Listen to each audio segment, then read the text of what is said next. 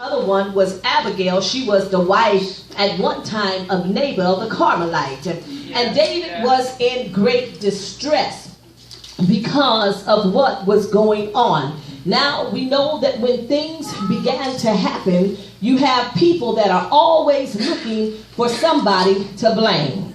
You have to blame somebody. So they put the blame on David, King David, the man of God, the one that was in charge. And so they were thinking about stoning the man of God, because the Bible says, because the soul of all the people was grieved, every man for his son, every man for his daughter. So when David saw how this thing was getting ready to turn out, because they had been out together, his family was gone as well, his possession was gone as well, but they still wanted to put the blame on him. They were weeping, the Bible says, till they had no more power to weep. So you know that David was just as grief-stricken, but they didn't care nothing about him. They didn't even realize, because they were so grief-stricken, that David's possession, his wife, was gone. And the things that he had, he was just as hurt as they were.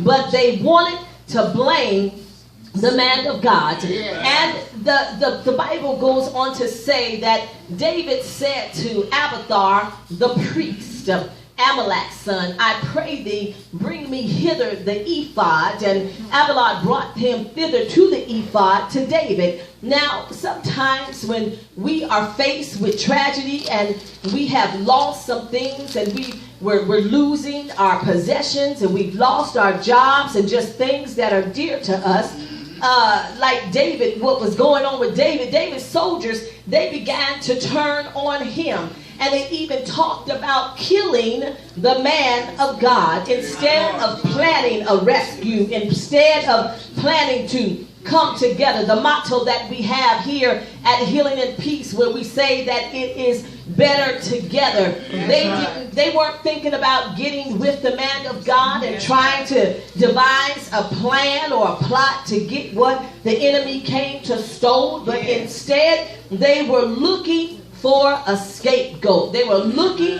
for somebody to blame. So when David found out that this was going on, he had to go to the Lord in prayer, because he didn't have nobody standing with him. So he had to not blame somebody, because they could have just went back and forth blaming each other. It's your fault, it's your fault. But instead of looking for a scapegoat, he considered finding a solution. That's what a real man of God will do. He will not blame this person and blame that person, but he will look to the Lord for a solution out of the problem.